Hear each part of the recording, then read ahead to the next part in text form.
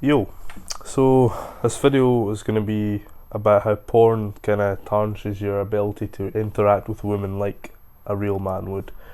And there's a few different factors and stuff. Obviously, I made some notes and such, but I think the main factor I'll speak about first is that sort of subconscious shame of it.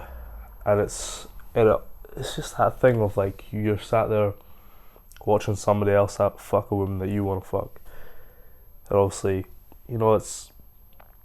it is literally that. It's just that it's a wee bit manky. It's a wee bit disgusting, eh? And there's nothing really. There's not really a more blunt way to say it. Really, it is a wee bit. It's kind of nasty. I mean, of course, it's pleasurable and stuff, and like that's the reason people they make it and stuff, and the reason people watch it. But there is that sort of psychological shame that you know that you're doing that. It's almost like a secretive thing. It's always one of those sort of things, and I think that's kind of the main part of that first section. Then there's also like a thing where people always say like nofap like increases your testosterone. I was watching a video by First Man the other day.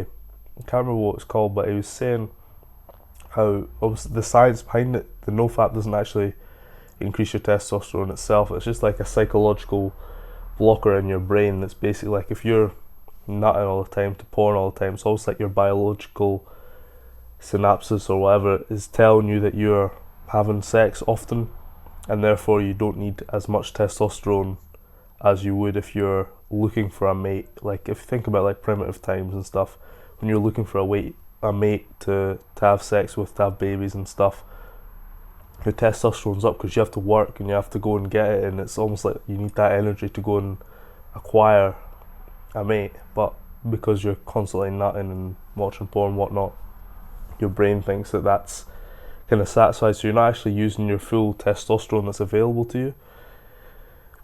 One thing I've noticed on both sides of the spectrum, watching porn and not watching porn, is when you're not watching porn, when you're speaking to a woman, your eye contact is much more comfortable. Like you don't feel as awkward just speaking to a woman and looking her in the eye the whole time, or with other men as well.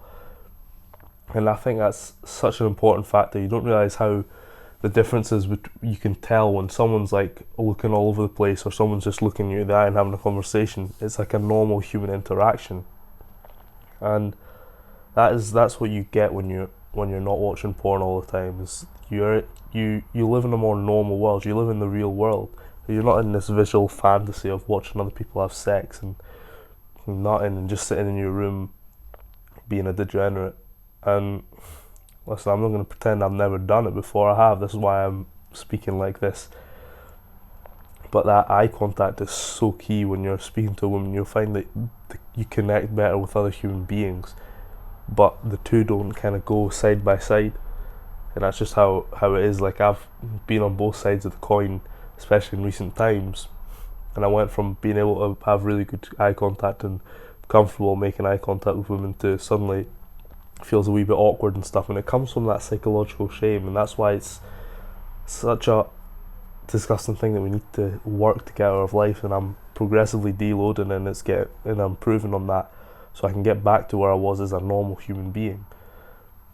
And that kind of sums up the video. I don't want to make it too long because it's about porn, it's not that interesting, but I do think that's something that young men need to be thinking about a lot, so that's why I wanted to make this video. I'll see you guys in the next one.